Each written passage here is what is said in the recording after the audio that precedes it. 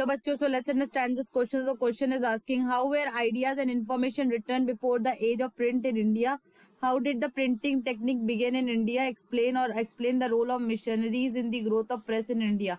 मतलब कि जो पहले जब प्रिंट नहीं आया था इंडिया में, तब आइडियाज और इन्फॉर्मेशन को कैसे लिखा जाता था और प्रिंटिंग टेक्निक इंडिया में कैसे स्टार्ट हुई।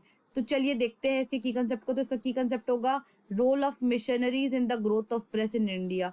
तो सबसे पहले क्या होता था, मेनूस्क्रिप्ट्स लिखे जाते थे, तो उन्हें हम क्या बोलते थे कि ये हैंड रिटन रिकॉर्ड्स होते हैं पास्ट के, और ये आपके बुक्स के भी फॉर्म में होते थे।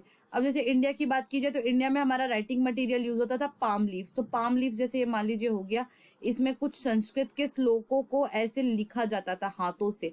तो उसकी वजह से क्या होता था, इनको लिखने में बहुत ज़्यादा टाइम लगता था और ये बहुत ज़्यादा फ्रेगाइल होते थे, मतलब कि एनवायरनमेंट की इफेक्ट की वजह से ये जल्दी खराब भी हो जाते थे। और जीनर्स क्या क्या होते थे, बाइबल हो गया, फिलॉसफी हो गया, लॉ और गवर्नमेंट टेक्स्ट हो गए, तो ऐसे बहुत सारे लिखे गए हैं मैन्युस्क्रिप्ट की अगर हम लोग बात करें तो।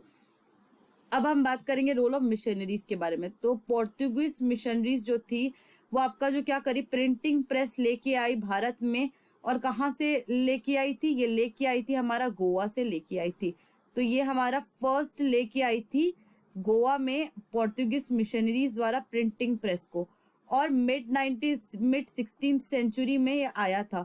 1674 तक अबाउट 50 बुक्स को प्रिंट किया गया था कोंकणी भाषा में और कानड़ा लैंग्वेज में।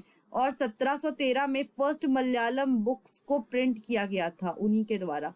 1710 में डच प्रोटेस्टेंट मिशनरीज ने प्रिंट किया 32 तमिल टेक्स्ट को। So I hope this question has been clear to you. Thank you and best of luck.